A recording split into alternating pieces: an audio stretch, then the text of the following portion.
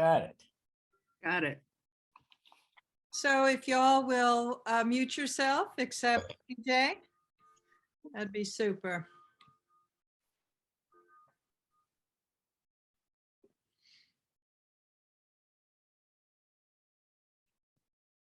Okay, hello, everybody. Good afternoon, troublers and friends of troublers, okay? Welcome to this month's monthly meeting for Necessary Trouble. I'm PJ Lemuel, and I'm your MC for today, and I ask all people who are joining us for the very first time, if you would mute yourselves, and please put your name in the chat. And if you want to add your email address, that's great too. Okay, before I move on to the, oh, I'm sorry. If you'll notice, Pat and Becky are not here with us today. That's because they're traveling, but they're with us in spirit, okay? So, before we go any further, I would like to introduce Tara Doyle for a special message. Tara, would you unmute yourself? I did. Okay. Thank you, PJ. Thank you very much, everyone. So I think a number of you do not know Eve Poling, but a few of you might. She was a troubler at the beginning, and her husband, Clark Poling, was as well. And we lost Clark a couple years ago during COVID, and Eve just passed away this week. So I just wanted to, hold them in the light and bring that news to you all. And, may they go make trouble somewhere that's needed up in heaven. So, yeah, just wanted to let people know that. Okay, thank you, Emma. Tara. At this point, I would like, if we could, to take a silent moment to say a prayer for the soul of our troubler who has fallen. And I will, just a second too, okay? And then I will give you the context for the agenda.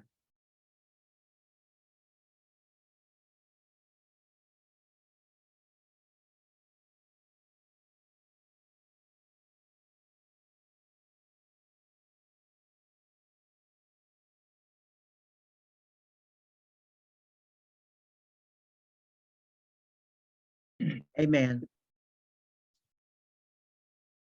Okay, the context for today's agenda is we won't have a speaker today. We're going to primarily focus on municipal elections, and we'll be learning about and choosing municipal candidates for Necessary Trouble and our support.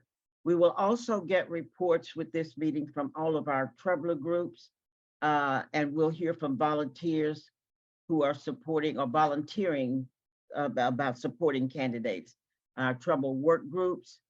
And so without any further ado, I would like to introduce Ms. Pam Woodley for the next session, for her to lead the next session, meat and potatoes of our meeting today. Next slide, please, Tara. Yeah, municipal races are really important. I think everybody on this call realizes that. So we can go to the next slide. So our criteria for looking for municipal races for us to vote on to support were to find Democrats running against strong conservatives, ones that would either flip a seat or who need protection as an incumbent. We wanted to avoid races where two Democrats are competing against each other. And those two criteria turned out to be a lot harder than we thought. We kept getting excited about candidates and then found out that they were running against another, very high quality Democrat. So we had to keep looking. And we paid particular attention to the House districts that are battleground in 2024 and that we will probably be working in as well. And that is the the one in Buckhead and Roswell, where Deborah Silcox is the incumbent, and 105, where Farouk Mughal is a Democrat who just won in his first election in 2022. So those were the kind of races we were looking for. And next slide. So we found two great situations we're really excited about. One is in Roswell, and I think you all know a lot about Roswell. It's a pretty 50-50 purplish district, and 63% white, 37% various minority ethnicities. And this is an area we know pretty well from working for Kelly Kaufman last year. And we will be working probably there again next year to try and flip again Deborah Silcox's seat. Next slide. So there's two Democrats running for Roswell City Council seats that we would like to put up for a vote for the membership to support. Sarah Beeson is a first-term city council person. She is a very strong Democrat. She's an Iranian American. She was elected in a special election in 2022. So this is the first time she's running for a full term. She does have a strong Republican challenger. She's a mom of two, married mom of two. She's gotten a lot of, she's fighting a lot of disinformation right now that she's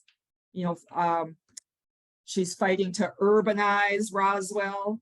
Apparently she is getting her doctorate in urban planning right now. And some of her opponents are using that against her, that, urban planning, she wants to bring urban, which I guess is scary to them, to Roswell. So she's fighting a lot of disinformation about that right now, when really what she's all about is walkability, bike paths, and inclusiveness in housing. And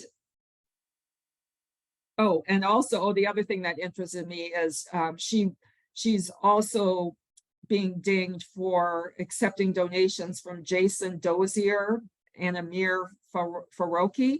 They're both on the Atlanta City Council, and they're both strong Democrats. And she just came out swinging against the people that were criticizing her for being supported by strong Democrats. She talked about what great men they both are, everything they've done for their communities. And she said, I respect the hell out of both of them. So I really like her spirit. And she's been very lonely on the city council. She's the only Democrat right now. So she is, next slide is fine, Tara.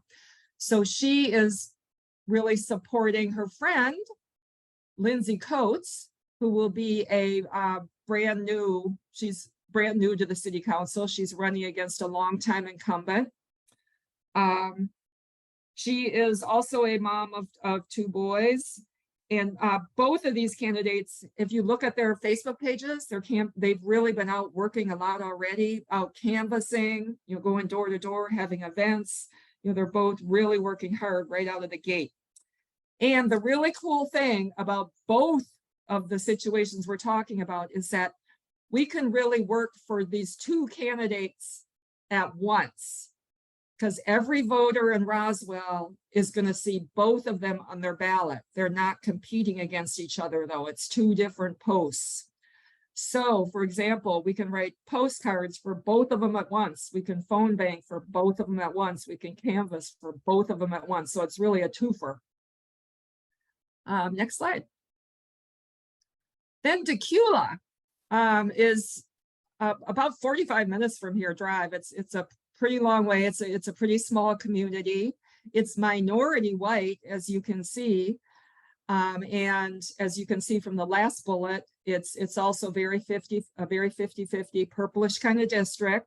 But as we see so often, even though Warnock won in Decula and it's majority Black and Latino, the entire city council is conservative, white people. These minority populations have they don't have representation now in corresponding to their numbers. So we also found 2 candidates there. Shay, Holly, both of our DECULA candidates are challengers. This is Shay Holly. He is a public schools career tech, Boys and Girls Club volunteer. He's real into youth development and has spent his life in that and in English as a second language, things like that. And then the next slide is Erica Pope, who is a licensed social worker. She is also a mom of 2. She is bringing her little girls out canvassing with her. So both of these candidates also are just really hard at work already. So they're really going for it. And both of these two are a twofer as well. Same situation as Roswell. We can work for both. We could work for 2 candidates for the amount of work it really takes to support one candidate. Every postcard can be for both. Every phone call can be for both. So and they're working together and friends as well, just like in Roswell. So both of these are a really cool situation. And if we could go to the next slide, that we're really excited about. So what we'd like to do now is have a vote. And the choices are that we can support all 4 of these candidates. Or if you think that's biting off too much, either DECULA or Roswell. But remember when you're voting that even though we'd be supporting 4 candidates, it's the same work as supporting 2 because of these great situations. So let's have our vote. Yes. Yes. Do people have questions? I just wondered because I had one myself. Yes, I'm sorry. Questions. Whether because about either the candidates or why these were chosen and stuff. Like I wanted to know by what margin did Kelly Kaufman lose in the House race in Roswell before, so we kind of know more about because I think Kelly will probably run again. No, Kelly's not running again. Oh, she's not? Okay. She's not, but there is another great candidate replacing her. Okay. Kelly just lost by about 3 points, I believe. So it is very close. It's a very close district. It's very close. And she was a complete unknown. And Deborah Silcox had been representing that area for decades. So, I mean, both of these districts, Abrams lost, Warnock won. So it's, right in that 50-50 sweet spot. But we always have problems getting voters. Democrats don't tend to vote in off years to the same extent as Republicans. So that's why we just got to get people to the polls. That's the job here. There's plenty of voters. It's just getting them to the polls. Pam? Yes, Robin. Thanks. So I just wanted to clarify. Like with Deborah Silcox, so those races are different from these. So can we talk a little bit about embedded races? Like part of why these places were chosen is because these are nested inside other races that will come up in future years where we also want to flip those seats. That is true, yes. The Roswell race is within Deborah Silcox's district. Right, but it's a different seat. Like it's a municipal seat, not a state seat. Correct. So it's a portion of Deborah Silcox's district. Right. And these same voters that we're reaching out to, we will want to go back to the polls next year to vote for the Democratic Party candidate for that Buckhead Roswell district, whose name is Susie Greenberg. So that's why, and the same situation for DECULA. Farouk Mughal is a Democrat that just won that seat last year from a Republican. He flipped a seat, and he is on Kemp's, top 5 or 3 seats to target next year because he barely won. So So we feel, just getting out and activating and educating voters in both of these areas, Tequila and Roswell, is going to help in 2024. So that's a bonus with these two situations. I have my hand raised. Not sure if you Oh, can see it. Tracy? through the- Yeah. Hi. So I live in Tequila. I don't know that anyone Oh. knows that. No. Some people call us Dracula. Some people call us Dacula. But my concern is that it would be nice to have not just male representation that is a person of color, since you have Farouk, but a woman's perspective as well.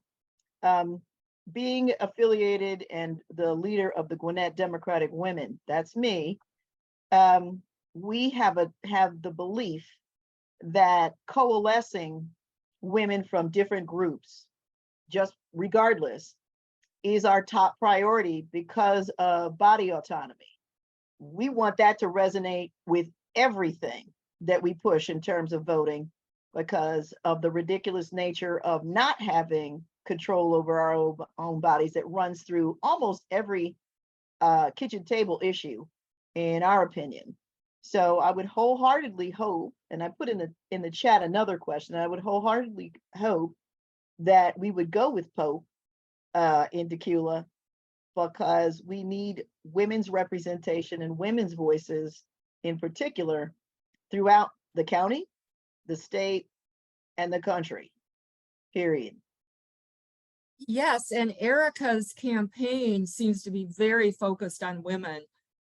Yes, I just met her. I had the good pleasure of meeting her at our fall retreat last week, and she's a wonderful person in our estimation, and she is looking for support, which she should.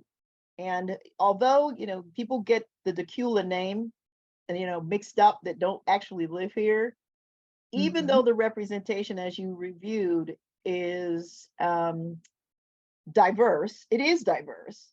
We do need multiple voices within that universe that is Tequila.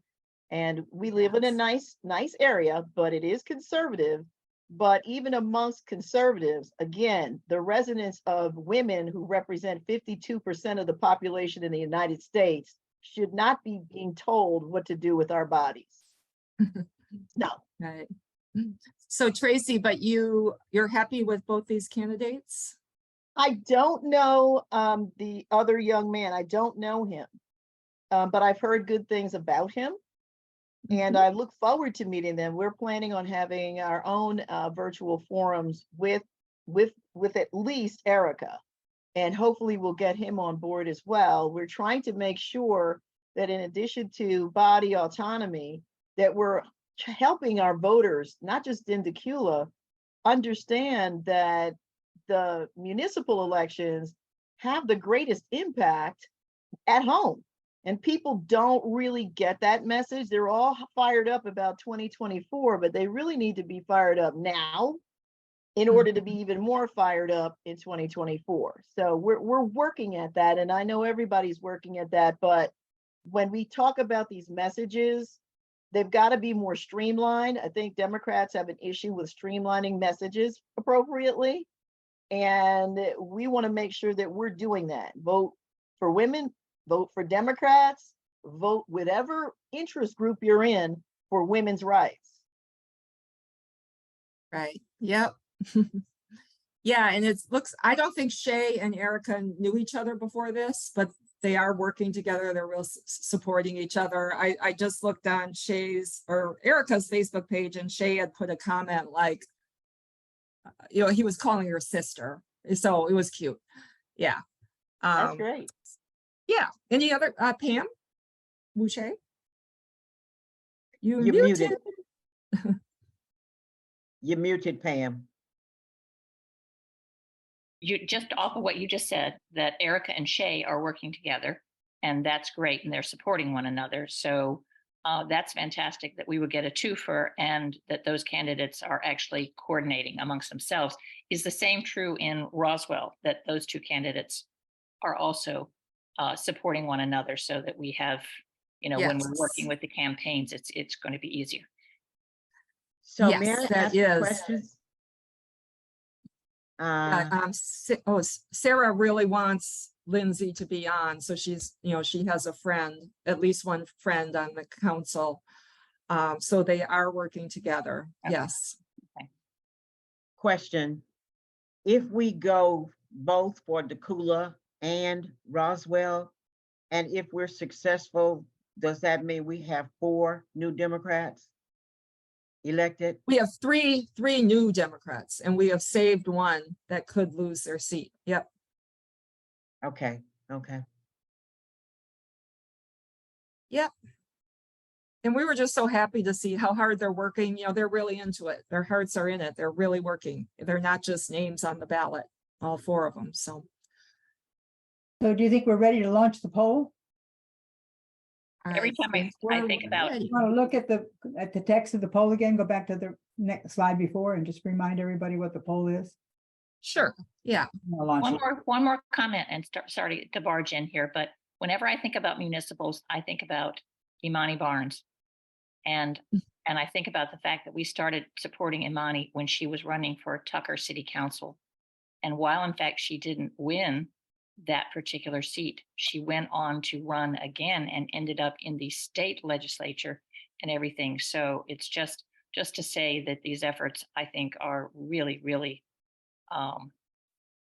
important and have future potential, far Yes. beyond And what we can imagine sometimes. So and these candidates, they are all really excited about the possibility of us working for them. And by the way, Carolyn Bordeaux, she called me after we had already selected these candidates. She has one she's working for in Norcross. And so I kind of had to tell her it was too late for us to consider her candidate. And she was crushed. She knows what we bring to the table, what we can bring to the table. So that was Sonia Lopez, if anyone knows people in Norcross.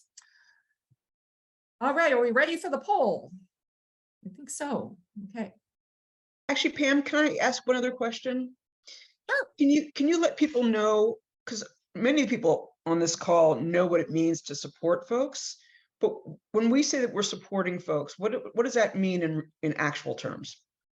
That's a great question, because people might think it means donating a lot of money, which obviously they would love money, but that's not primarily what we do. Primarily, I sort of launched the I poll. think We should answer the question. oh, okay. We only have 32 seconds left, is why I'm suggesting we. Oh dear. Okay. When you said launch it, I launched it. Right. Can you relaunch it? Yeah, but we're okay if everybody answers in the next 17 I seconds. can't, oh, hold on. But before, okay. Mary Lou, I was just thinking maybe we could talk about what people are voting for before they vote. Let's end it. Yeah. That's why I put the agenda back up there. Thanks. Oh, so we're going to do it again. Okay. You want to do it again? Or Let's rerun it. Let's have Pam It's pretty decisive. describe it, and then let's rerun it. All right. okay, well, go Thanks. on to the slide. I think maybe next slide. Tara, let's see. No, I have Well, to- because we do Well, have yeah, a slide I'm where, going to end the poll and start again. Okay, I'm going to do this. oh, okay. hold it. And is Pam, are you going to respond to Robin's question? Because I think you were in the middle of that, as far as like what support from the troublers means. Well, we have that coming, I think, next, where the leaders of postcards and phone banking are going to talk about. So we just probably should have done it first, but we Right. didn't. Right. Yeah. So So you So wanna we can talk- go do that.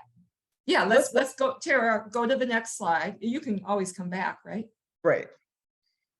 Okay, here. So this is where Kate King can tell us about what she has in mind for how postcarding will work. If you can unmute Kate and she can talk. Yeah.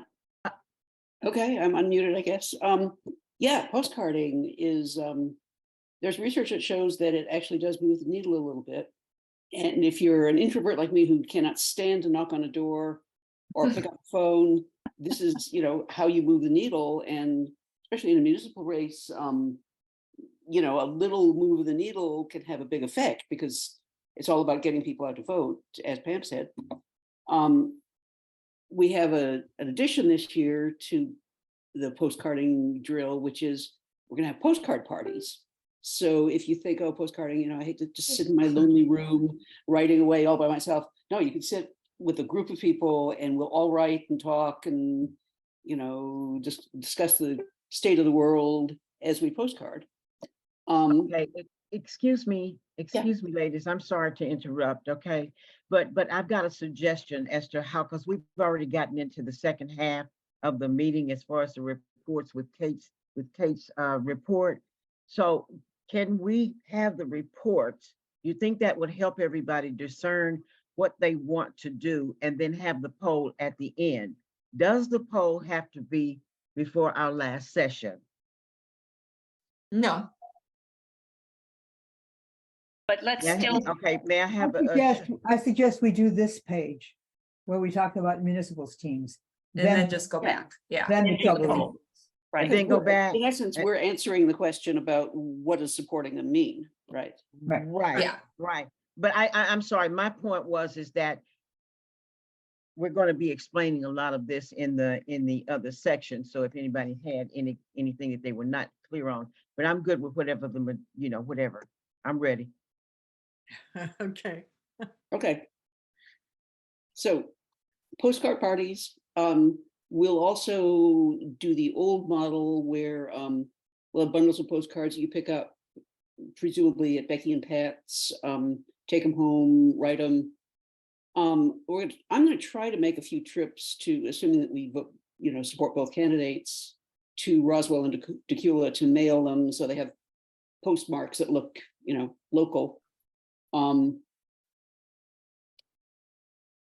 the old model, and I think this will be the case again, you get postcards, they'll either be addressed or you'll get a sheet of labels to stick on them. You will supply your own stamps. If you have stamps left over that say forever on them, they're good forever. If you have stamps that are sold that they have a numerical value, then I don't know how you fix that. So yeah, if you're interested in doing postcarding, please sign up in the chat, and I'll put my email address in the chat too. I still have a list from last year, but go ahead and sign up again if you're not sure if you're on that list. And we will launch this as soon as we sort of get the script and the postcards and pull it all together, which hopefully will be pretty soon. Great. Okay. Amy, are you ready to talk about phone banking? Just very basic. I mean, Yeah. I just said yes yesterday about 4 o'clock. So Yeah. I am a phone banker myself, so I volunteered to organize this effort for the municipal elections. And if in the past, if you're used to working with the Georgia Dems, from using Hub Dialer, it's not going to be like that, and it won't even be as simple. It'll be simpler than what we've done in the past. So we're hoping to get the numbers of the constituents, the people that we will be calling, from the Democratic Party of Georgia, or from the actual county level. Some of these races, and the candidates don't have the financial resources to purchase databases that we're used to working with when we were making our calls. So it's going to be a little bit different. It'll be just like picking up the phone and calling. We'll be working on a script to hand out to people. It's it's fairly straightforward, very easy. I have been successfully able to use Google Voice if you're concerned about having your own telephone number out there. Google Voice has been wonderful for me to work with, and so I can share that information in the future as we get closer. So lots of details coming, but it'll be very, very simple. I think, phone banking, people are it's a little unnerving because you are actually talking to someone, hopefully a strong Democrat or someone leaning Democrat. You never know who's going to be at the other end of the line. But I was encouraged with the Scriven County, the support that we gave Edwin Lovett, and how many people answered their phones at the real local level. So I would encourage you to sign up, and we're not talking about massive numbers of people, very doable. So just stay tuned. And then I don't think Lou was but so both of these places are kind of a long drive away, so we probably won't do a lot of canvassing or yard sign placing, but hopefully we can do some, get out there in the communities and work with the campaigns. So Lou and will be the liaison with the campaigns for that. Any questions? Nothing other than Lou. I mean, when I spoke with Lou, I don't know whether the campaigns, do you know whether the campaigns are going to have literature that will go out from like the mail house and such? Because I know one of the things that Lou did last time was kind of organize some people to go to the mail house, which is not as far out and such, and just, help get that, just provide the labor to get those things into the mail. Right, we could do that. Yes. Yeah. I don't know. I think all 4 of them have yard signs already. So that's Lou said he would cool. be up That's for yard good. signs. He would be, I mean, it's a little bit of a stretch, but it's not that far really. I mean, It's not think that what- far. No. What kind Lou, of depends on what time of the day you're going. Yeah, totally. I think what Lou was doing at the printers was very much a federal thing where there was, Matt could tell you the details, but there was some huge advantage to having us volunteers Right. processing the mailing. So that may not apply at all in a municipal campaign. It might not. So in actuality, if the candidates are doing mail outs, like the mail company does everything. I don't know if they have enough money to do that, but normally you give them a list or they pull a list of mailing addresses in the area. But again, as Kate was saying, when we did it before with the Democratic Party, they were saving a certain amount of money on a particular project. So I think the main thing is once we let the candidates know that we're working with them, we need to know what things they have in place. Like, are they going to do a mail out? And generally, if they do that, the company will send it out. Or do they have literature that they want passed out? Or signs? With us volunteering, Karen. Excuse me? The reason we volunteered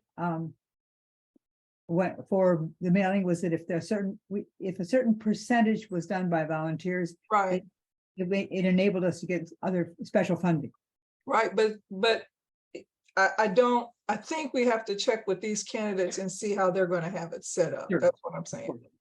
Sure. Because the Democratic Party had that set up through that framework. Yeah, and just one other piece of information. 2 years ago, we usually do support 2 candidates.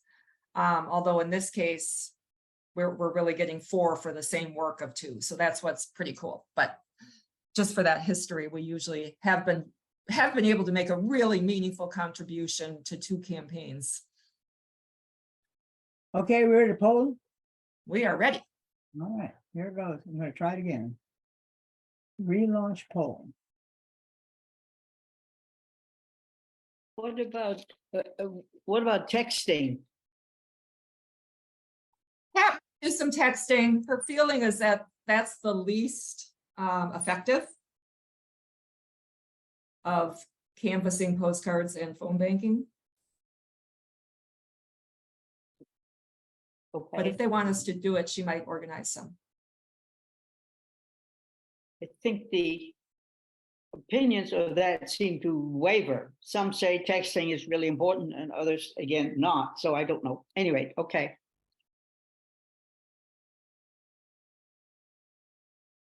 So Everybody done it? I think there's everybody but me, and I don't think I can vote. So I'm gonna Why end, not? the- Oh, Yeah. because you're, okay, end the poll and show you the results, okay? Here it comes. all right. Yeah, so just FYI, you guys, all of these models,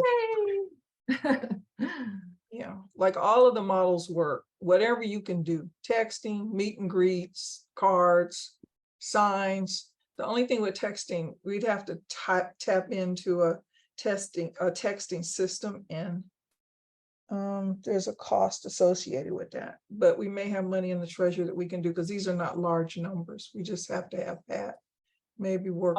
Let's find out what Pat says. She Yeah. seems to be the texting queen for us. She is, yes. Okay, this is great.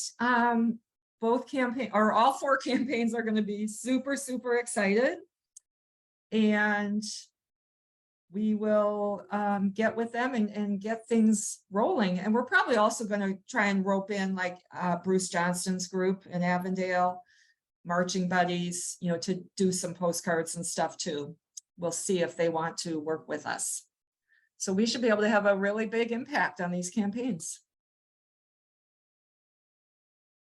Great result. Okay, I have my okay. hand raised again.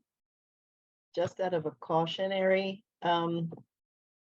statement, when there's been so much community, I don't know what else to call it, but general polarization. We tend, people, I'm going to speak for myself as a person of color. I would be extremely reluctant to knock on a door right now. We've had citizens who've been shot through doors. We've had all kinds of socially motivated bad behavior when facing people face to face. So I would just caution, not, how can I say this, not trying to compel people who feel uncomfortable about face-to-face canvassing to consider that when you're asking people to canvass, because the atmosphere out here is not always welcoming to everyone. Yeah.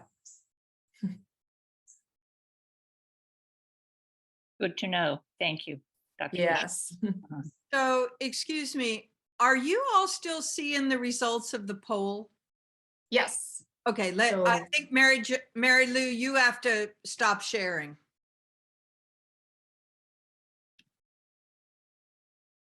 Mary Lou, can you hit that stop sharing? Because when I hit it, it doesn't do a thing because I didn't start the poll. We can just close it. Yeah, you like if you click Yeah. close, it'll close. Okay, Did that work? yeah, it did. Okay, good. Good. It seemed, yeah. All right, all right. Okay, Pam, does that, do you have any additions that about wrap you up? I think that wraps up. Yeah. Oh, yes. Okay. It looks like people are putting in the chat which activities they're interested in. So we'll get that to the leaders, and then we'll also be asking, you know, all the people that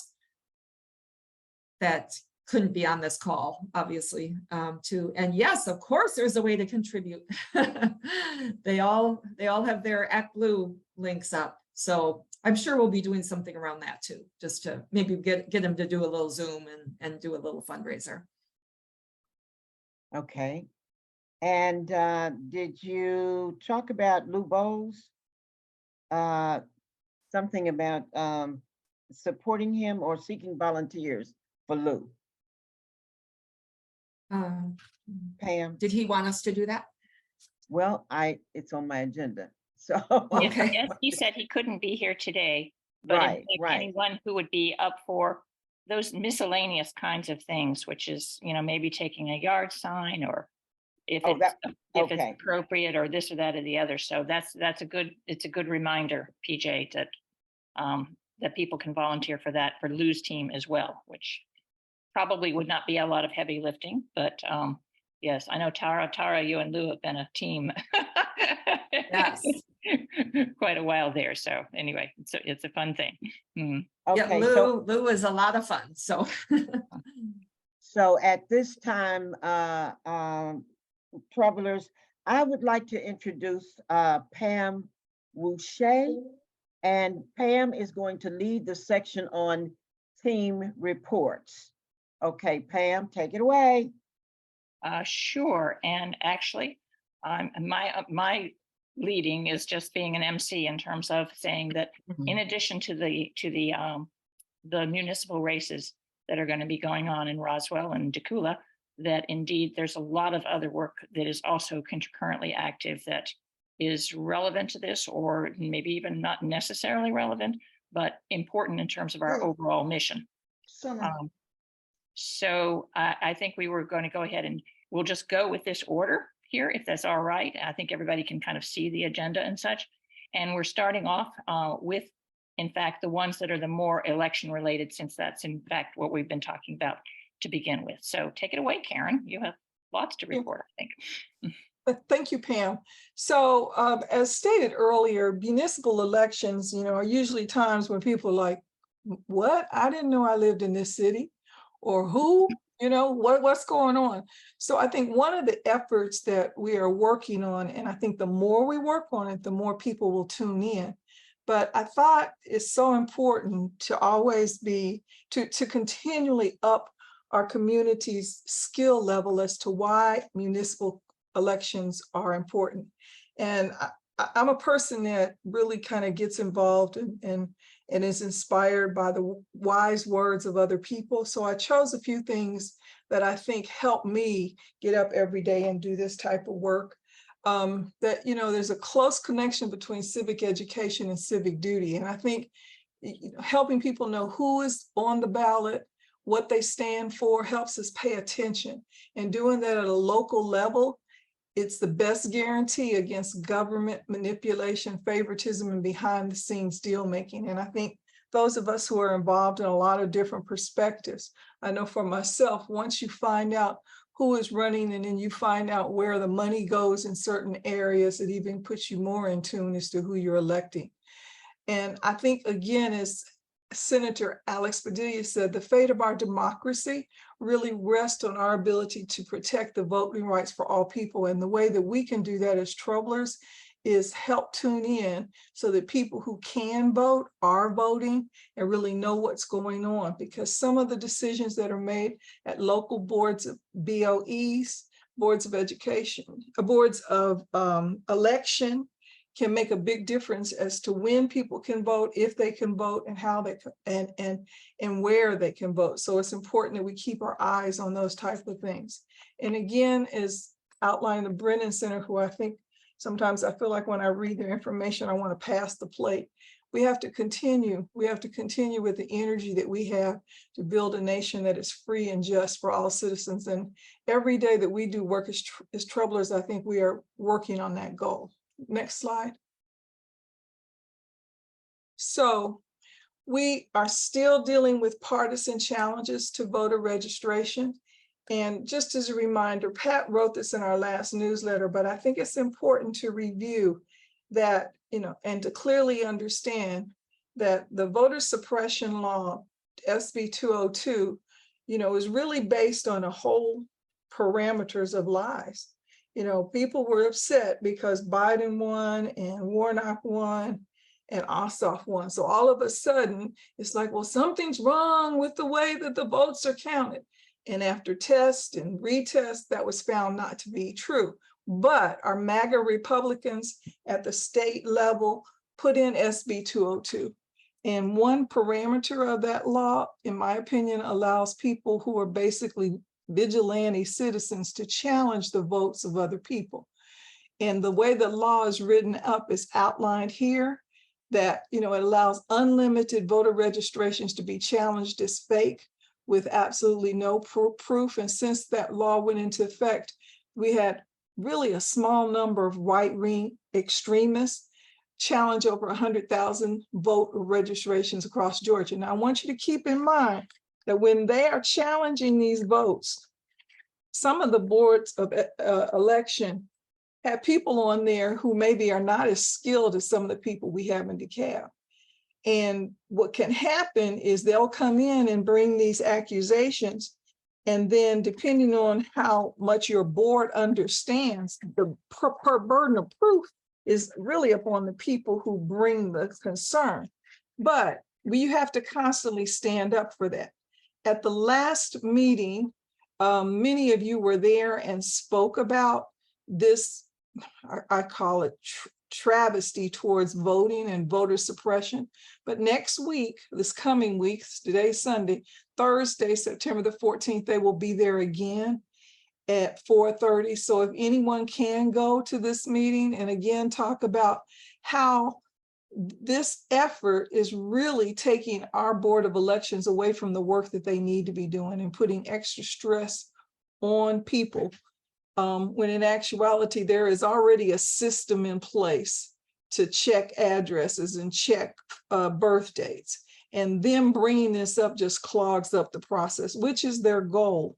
So if you cannot attend, if you write a letter, that would be really helpful. Next slide. These are some of the key points to keep in mind. It's definitely a partisan attempt to suppress votes. The people who were there last week, who also includes this lady who's on the state Board of Elections, acts like, oh, it's just so hard to change this back. But in actuality, we as citizens need to be pushing back at our legislators and say, we want this section of the law taken out. Actually, we would like to have the law taken out, but we are dealing with MAGA Republicans who are bent on many instances of taking away our freedoms to vote.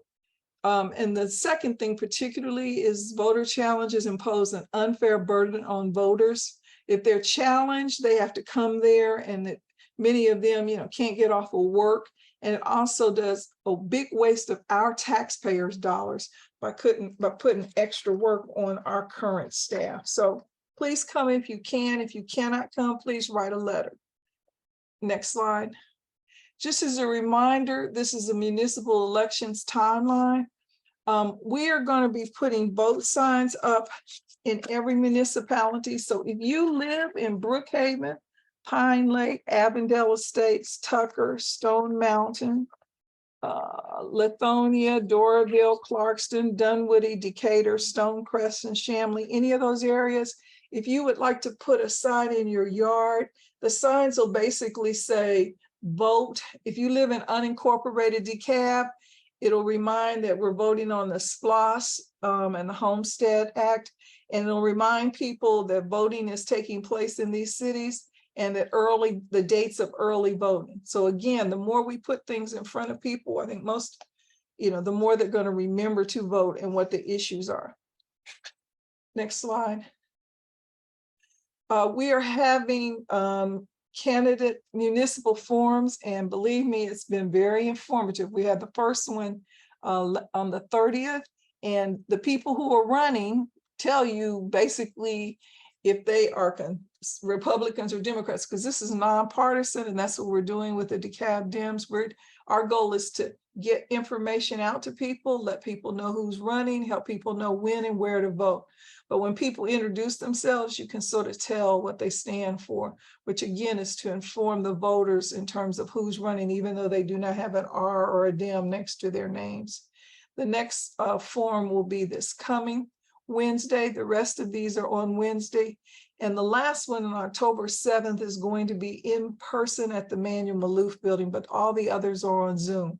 If you live in these cities, you can sign up for these events on the DeKalb Dem website. And if you sign up, they will send you a video of the form if you're not able to attend, or you can send it out to other people who live in those areas. Next slide. I think that's it. Thank you.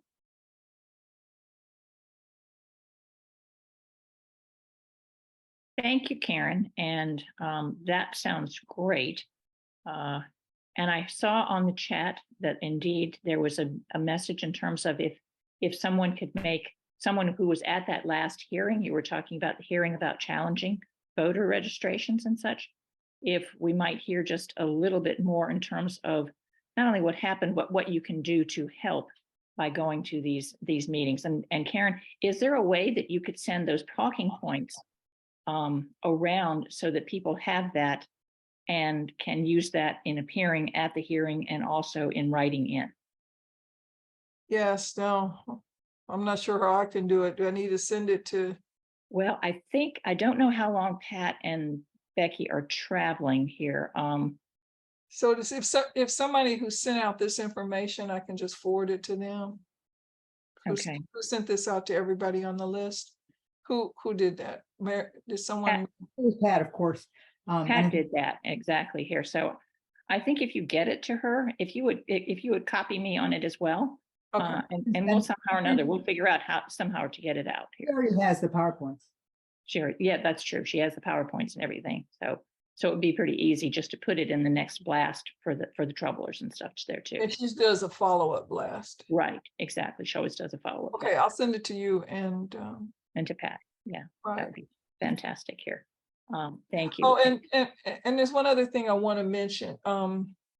So there are organizations that are going to have events to help people understand about volunteers, how they're being harassed in elections. And in my opinion, what's happening to our Board of Elections across Georgia in many respects, even though people are coming up there and they're being, oh, I don't mean anything by this. I just want the rolls clean. And obviously we have a computer system that already does that.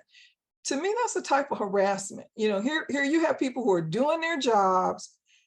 It's outlined very clearly what they do. And you, as somebody else is coming up, don't do this. So anyway, I'll forward on the email I'm sending out to, there are efforts to help the broader public understand how this is really a consistent effort to subvert our election.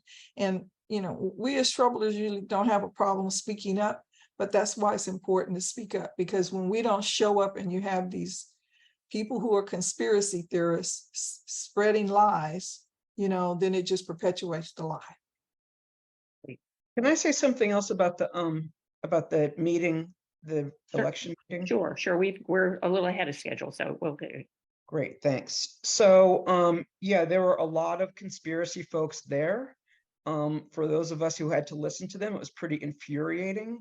It was really good. I think that there was a big turnout for people who were opposing what they were saying. One thing that really was clear to me is that the conspiracy folks were looking at the voter rolls, and these voter rolls are controlled by the Secretary of State's office. There was even a discussion about the fact that the Secretary of State's office had sort of re-entered some of the names. And what that means then, as like a lawyer, you have to look at like who controls evidence, right? Because if different people control the evidence, you can't necessarily say where the problem came in. And so instead of simply saying clean up the rolls, they're saying we're going to go after electors and say they should come off of the rolls because of what is likely to be an administrative error. And if you listen to some of the names that they're pulling off these rolls to say they should be challenged, because the clerk read a few of them and they were clearly not traditional white, whatever, American names. I mean, they were, you know, it's appalling. And it is absolutely voter suppression. And they picked this sort of elderly white woman, like, oh, Miss Meek, to stand up, to sit there and say, oh, we were just looking at the voter rolls and you know, people were born in 1900 and we know that can't be right. No, don't be fooled. This is really, it is calculated at getting certain people off these rolls inappropriately. And yeah, if you can come out, I think it's important that we show up. Thank you. Thank you, Robin. Pam? And Beth Levine is trying to talk. Yeah. Yes, I have a question that I don't, and maybe Robin or Karen can help me understand, because I was there also, and it was just horrifying the pretense and the right, oh, we just want to clean up the rolls kind of stuff. But what I don't understand is if it's incumbent upon the person claiming, that there's a problem, that they have to provide the proof, why, and I understand that the individual then has to, quote, clean it up, but how much does do the staff at the boards of elections really have to do if the person bringing the charge doesn't have any proof, that is substantiated or that makes sense? Yeah. Do So you understand my question? yes, yes. So what happens is when they submit the names, then it's upon the Board of Elections, they have to actually document where all that information has been cleaned up or whatever. So that person comes in and says, well, I am saying that these 100 names or whatever should be taken off the roll. That's why when Carly kept saying, well, what proof do you have? What are you bringing forward? And then if you remember, she asked the staff to go through, and they went through and documented, okay, this was a typographical error, this was corrected here. That takes them time to go back through that already. And as Robin has outlined, like I said, there's already a system in place to take those names off. And if you remember, Carly brought up and said, well, we have 3 or 4 steps here. Like, I think one person's name that they were saying, which is what Robin was referring to. I mean, her name was Shaquita, and she's supposed to be 215 years old. Nobody was named Shaquita in 1900, So Carly was saying, well, she had her license, and if she went to vote, she's going to have to show her license, and it has to, agree with the information's on there. And if there's an error, they correct it there. So the main thing is they want to clog up the system. Clearly. And then their other goal is they come to DeKalb because the state of Georgia specifically is setting out to make things more difficult for areas that were basically pretty much Democratic. So the woman who was there from the state board of elections, I don't know if you remember, she got up, she says, this is just so difficult, I don't know what we're going to do. Well, she could easily refer to the state and say this system isn't working and it needs to be changed, but instead she perpetuates those lies, Beth. Mhm. So that's how it's on the person who brings it to submit. But if you also remember that Nancy Jester, I don't know if you were there, she kept saying, well, we have to clean up the roll. Well, there's already a system called Gavin, which cleans up the rolls. So it's just a whole conversation of spreading lies to document things that aren't true. So. Well, the thing is, whenever you have a database with 500,000 records in it, which is DeKalb voter rolls, people are constantly coming in and out, dying, turning 18. You're gonna have data issues always, all the time. It's just, are they, do they really affect anything? No, these didn't affect anything. Just because they were in there with a birthday of 1/1/1900, which is obviously some sort of error. That's why I couldn't understand that the taxpayers' money had to be spent, making that clear, because that was such an absurd, thing. So, it's a waste. It's just a waste. But remember their goal. I get their goal. We're thinking logically, like, this is a waste. Why are you doing this? And they're thinking, it's another effort. I mean, if you listen to what they were saying, yes, we got another voter off the roll. It's like. So I want to also say, Beth, in response to you, so I think there's different things going on. I think when you're talking about who has the burden of proof, the people who are making these challenges have no proof that there was any mistake made by the elector. And I think what you're saying, and I agree with you, is that should be the end of the story. Exactly. But DeKalb, to their, and I understand it. I mean, part of what they're dealing with is conspiracy theories. So they were really taking the high road and saying, We welcome challenges. We want to make sure our voting rolls are as clean as possible. And so they are coming off as very responsible Yeah. and responsive. And again, I think it's important to separate the rolls from the voters, right? You want to clean up the rolls, that's different from trying to get voter electors off of it. So yeah, I think DeKalb is looking at those things to clean up the rolls because those things have been pointed out. And they said, we want to have the cleanest rolls that we can possibly have. And I think that might be what's going on. Yeah, and they also understand that the state is specifically targeting some legislation against the county. I don't know if you realize it or not, but the DeKalb wrote a grant to subsidize voting, and then the state Board of Electors put a specific law in place to say, well, you cannot get outside grants to help elections. I did know that. So it's like, okay, you're not going to give us enough money to help the elections, but then you don't want us to seek outside grants to help. So It's enraging. Obviously. And I will be there, Karen. Okay, so that's a good note to end on here, Beth, Yes. and it just to Yes. say, show up in whatever way you can, in writing, in person, stay on top of it. And Karen, thank you very much. And we will look forward to updates on this at the next meeting and the next meeting and the next meeting. okay, thank you. As this kind of goes on. And with that, let's turn to Beth, who, speaking of in terms of voters and protecting voters and encouraging voters, is around the Seniors Vote Project, which she and PJ are leading. Well, thank you, Pam. We are really making big progress in terms of getting our project out there. We have not yet made a single presentation because the one PJ and I were supposed to do on this past Friday got canceled that morning. So you can imagine we were both very, very unhappy. However, we did get it rescheduled. So right now we have 4 scheduled for DeKalb, 3 in September, and 1 in the first week of October.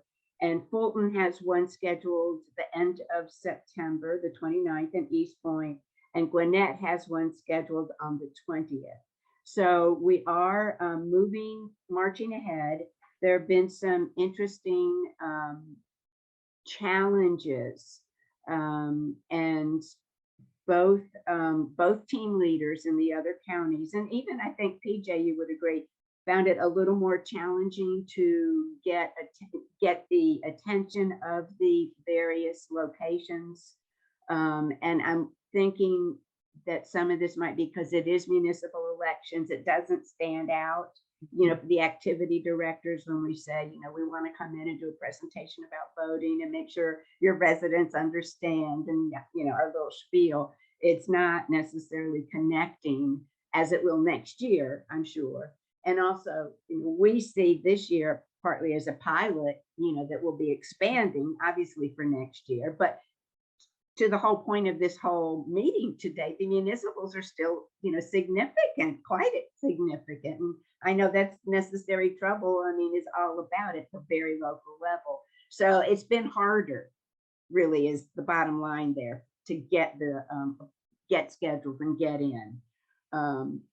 The other interesting thing, and I don't think Harlow is here today. He's our team captain in Gwinnett, but he has found a lot of challenge language-wise, because the places he's targeting to get into in Gwinnett, very few people speak English as their first language. And it's even worse than that, which I knew from having worked in Gwinnett. The Hispanic population is one thing, but most of them still speak Spanish or can understand Spanish. The Asian population has so many different languages. So you're shaking your head, Pam. Yeah. So we're not quite sure how that's going to work at their first one, where I think it was like 80% of the residents have their first language would be some, Vietnamese, Korean, Chinese, all of the various Asian ones. So he and I are still brainstorming about how what might be able to be done about that. But that's something we really need to think about, because Gwinnett, I don't know, is it still considered purple, I guess? That's, the language thing is significant. He can speak a little Spanish, but I don't know that we have anybody with any of the other languages that we can tap at the moment.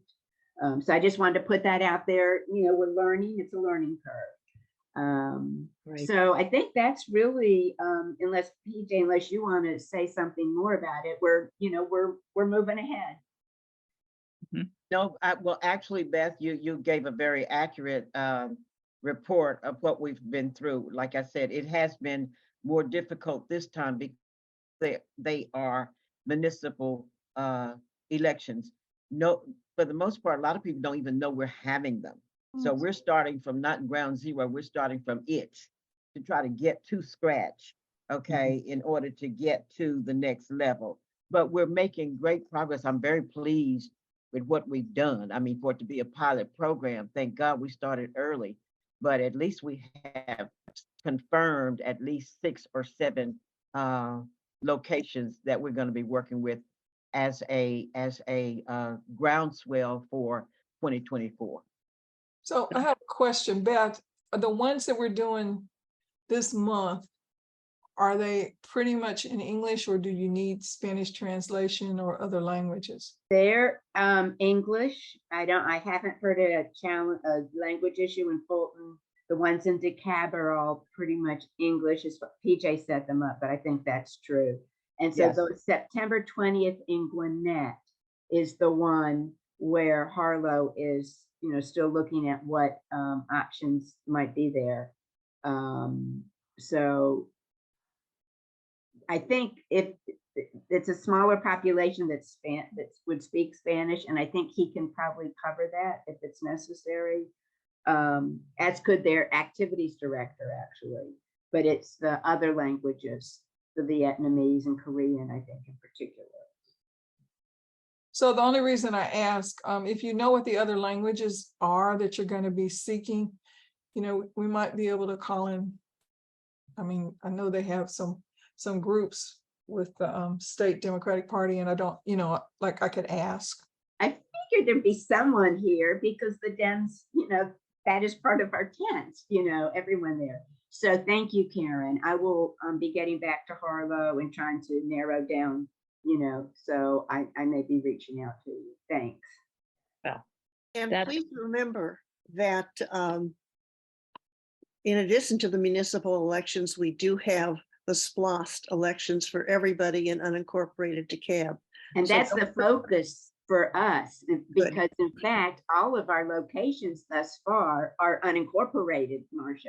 So Right. that is what we're talking about. And I had not until like a couple of days ago when PJ and I, that it also includes the homestead exemption piece. And so Right. that's what, and I think that's another issue for unincorporated DeKalb people without a name, not just that it's not, that's only there's no person. So it's harder to get people out for that. Well, I think most people But don't even know that that election is on the ballot. Right.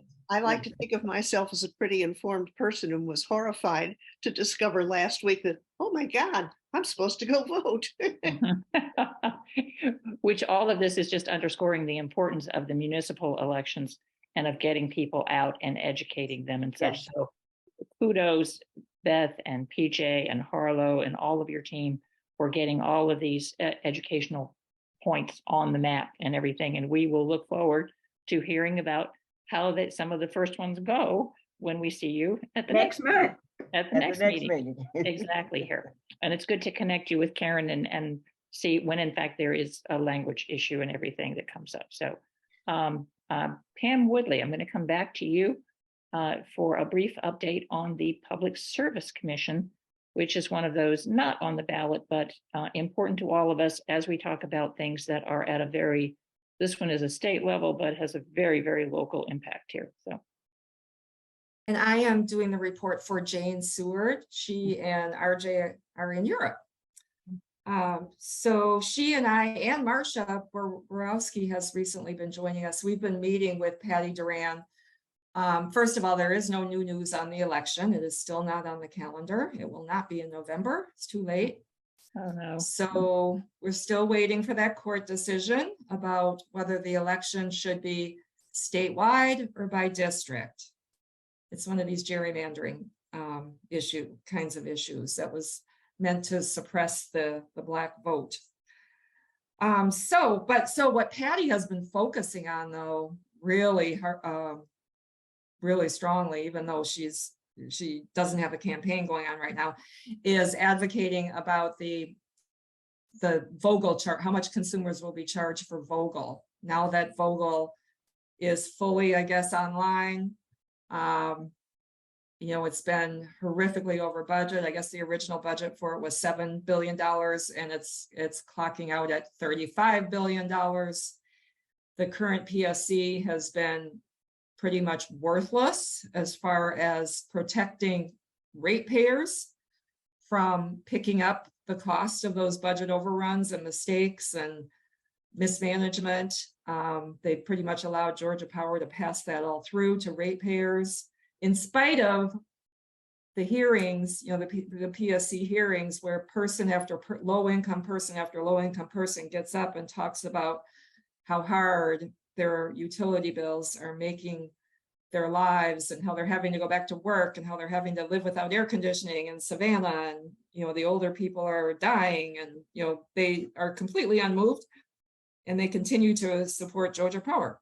So that's what Patty's been working on, is trying to increase awareness of these upcoming hearings. So I would just ask you to all pay attention to that and how it's going. It might already be a done deal. It looks like Georgia Power and the PSC and a couple environmental organizations have already kind of reached an agreement. So there will still be hearings, but it might be kind of a done deal, just so you all know. It's a done deal as far as the rate piece and the rate Yes. negotiation, but not as far as once the court case is resolved, actually trying to get two progressives onto the PSC to change that. Exactly. Okay. Yes. And there are two seats on the PSC now that should have been up for election last November. But they're still right. They're in limbo here. They're still carrying on in their seats. Yeah. Mm-hmm. When with the negotiated thing, when would the rate hike go into effect? Do you know? Pretty soon, I believe, like probably January. Okay. January. Well, and it'll be about that should fuel a 15 bucks campaign here anyway, if ever. Yeah. I mean, that's the one good thing here that will be anyway. So thank you very much for being on top of that. You and please tell Jane and RJ and Marcia and all how much we appreciate all of the effort and everything. So, and then I think we have Robin for criminal justice. All of these things are criminal, by the way, but criminal. Here we go. Hi everyone, I'm Robin, and so I have organized different projects in the past on criminal justice reform. Though Necessary Trouble is not doing an independent project right now, we are coordinating or sort of tagging along with Congregation Beit Havarim, which is a local progressive synagogue. They do lots of good tikkun olam work, which means repairing the world. And they have a committee now, an eliminating mass incarceration committee. And it is led by Michelle Casper, who's a troubler, who's on this call, and also Tamara Caldes.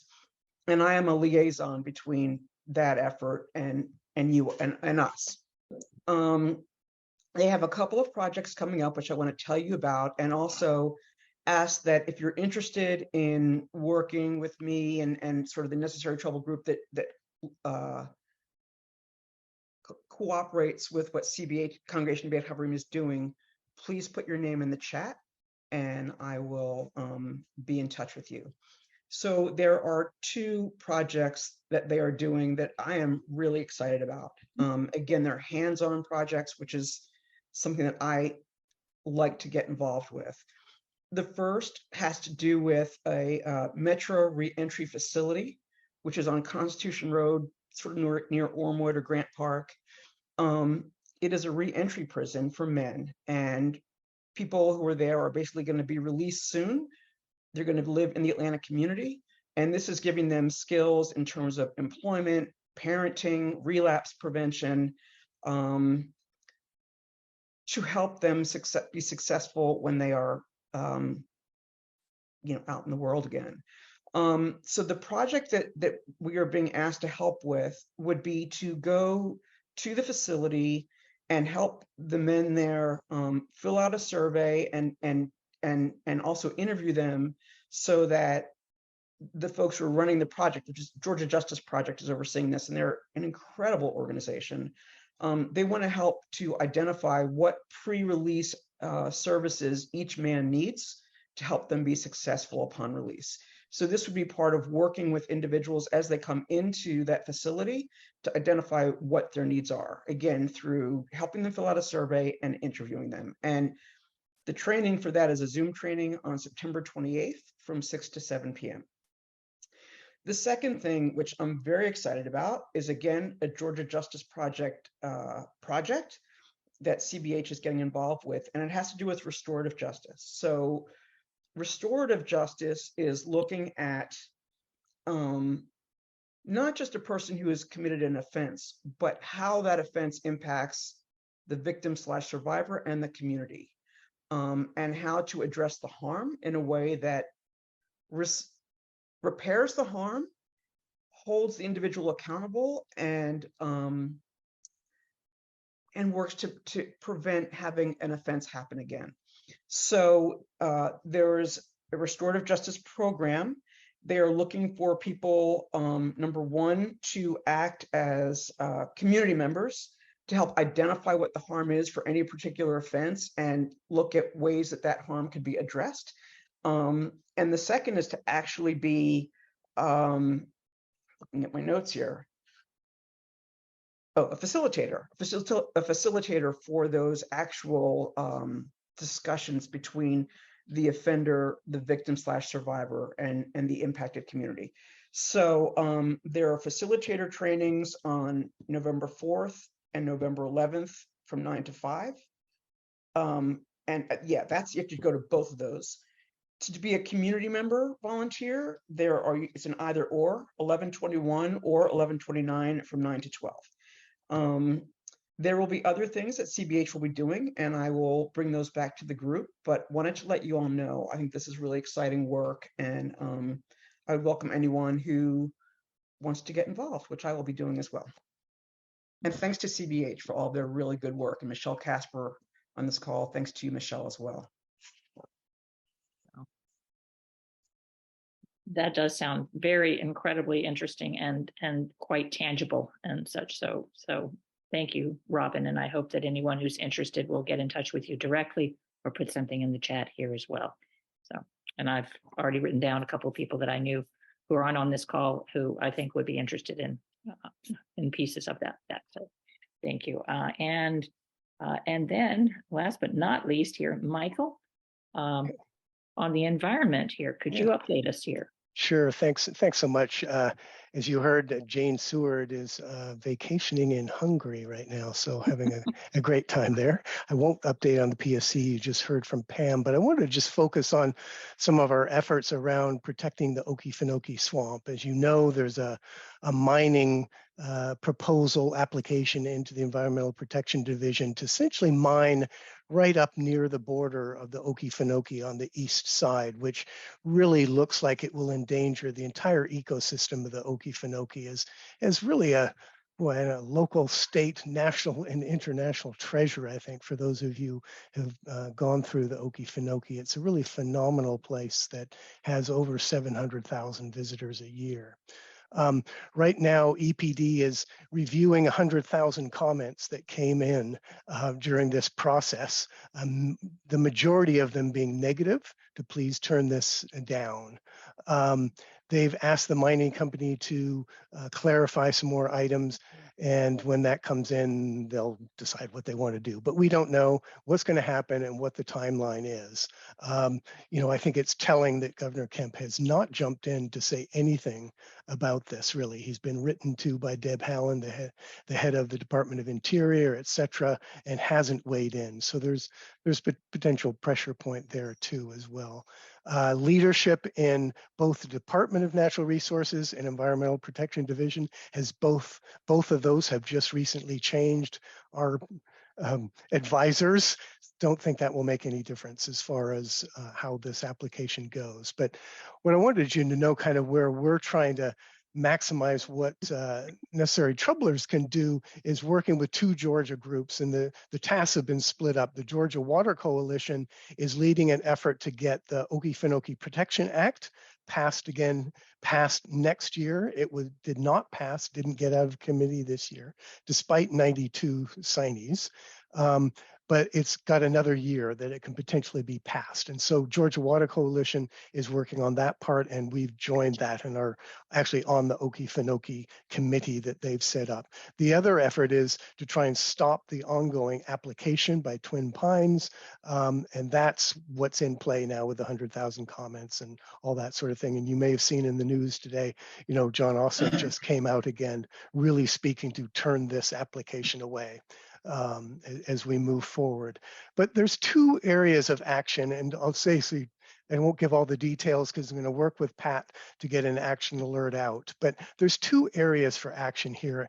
And I think both to put some pressure on people to maybe change their minds and try and get this bill passed in the next session. So the first is protectgeorgia.org site has gone up, and it now has basically what you can go in there and communicate with your legislators, so that when you essentially individuals put their address and zip code in, type that in, it pops up who's your representative senator and gives you a form letter that you can fill out and send in. There's also a section there that can do it if you want a script for calling your representatives and everything.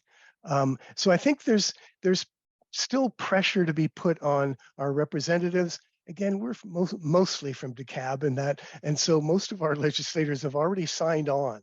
And so I think it's really moving out into the areas where people didn't sign on. And so, sorry, my wife passing me a note here. Anyways, what we want to do with Georgia Water Coalition, and it was just email blasted out, was there is going to be a conservation homecoming week, October 30th through November 3rd. That's not going to be the same one that comes down to the courthouse and tries to talk to legislators. It's basically at the end of October. This is what we want to find are individuals out that will meet with their legislators in their own district with a priority on rural red areas and areas where the folks didn't sign on to this bill. And so I think that's a really important effort here. And so you may want to meet with your legislator. Mary Margaret Oliver signed on already, and I've already talked to her, and she'll sign on again. But if you've got somebody that didn't sign on, there are actually 13 Democrats that didn't sign, speak with them, get them to do that. But the bigger thing is really speak to your family and friends who might live in areas that have legislators who didn't sign on, and try and convince them to set up a meeting with a legislator and talk about this and try and get them to sign on to it. And I think that's going to be an important issue. There's going to be Zoom training sessions, kind of a support system and everything are all being developed for folks who want to do this, either people who've talked to legislators before or first timers as they go through. But again, I think this is going to be really important to try and support this. It's the first time that the Water Coalition has done this. And so I hope we can be successful on this. But I guess the main thing I wanted to do is really, it's important to realize that this Okefenokee Protection Act is HB 71, as it's called, is not the typical red-blue issue. It's bipartisan. 92 signatures were on this when it forward, and it was blocked by the Noonan Legislative Republican that runs the environmental committee. So it never got a committee for vote, but it had enough signatures to pass. But I think the key here is that the original 6 sponsors were all Republicans. 21 other Republicans signed on, including, Ron Stevens, who's the chair of the House Economic Development and Tourism Committee, basically sat down in front of the group and said, look, you wouldn't think I'd be up here talking about this, but this is different with Okefenokee, and really came up with data, the surveys that show it, the economic impact, 700,000 visitors a year. So I think this is something that's doable, actually, if everybody gets behind this. And the surveys done so far actually say there's a very large majority that supports this. It's getting our legislators to actually believe that. And there's also been quite a number of resolutions passed by counties and municipalities in that South Georgia area to speak to their support for it, so that not everybody in South Georgia is against this. And so I think there's some real issues to bring up there. But I know we're like almost on time there. There'll be an action alert that comes out to kind of tell you exactly how to do these things. But let's give this think about your friends and family who are out in other areas that may not have a legislator in support of this, and how can we get those friends out and help support them, but get them into their coffee shop with their legislators, say, this is important and I care about this, and I want to see that passed. So thanks so much. Any thoughts or questions? Karen. Yeah, so when you send the follow-up, you'll send us the list of legislators that are, out on the outer area. Yes, I've got something. I got to figure out how to make it usable, but yes, we've got something that shows all of the, Jane did this for Becky Evans, actually, one list with all the Republicans who didn't sign. And I just went through today to look at, wait a minute, the numbers didn't add up. There's actually 13 Democrats who didn't sign.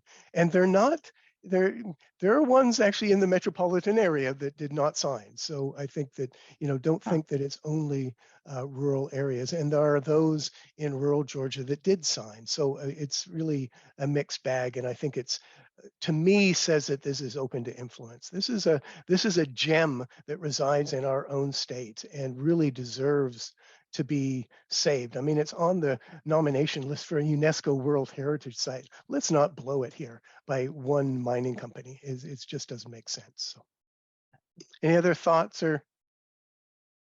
Okay. Michael, thanks. is the Georgia Water Coalition, is that nonprofits or is that a government thing? Oh, no, it's actually a coalition of 200 environmental groups across the state.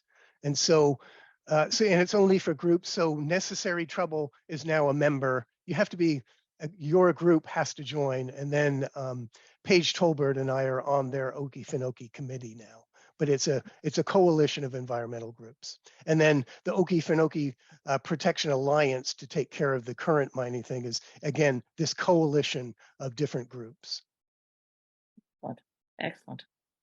That's what it's all about, is coming together. So thank you so much, Michael. Okay, thanks. And Jane in absentia and everything for all the work as well. And with that, PJ, we'll come back to you.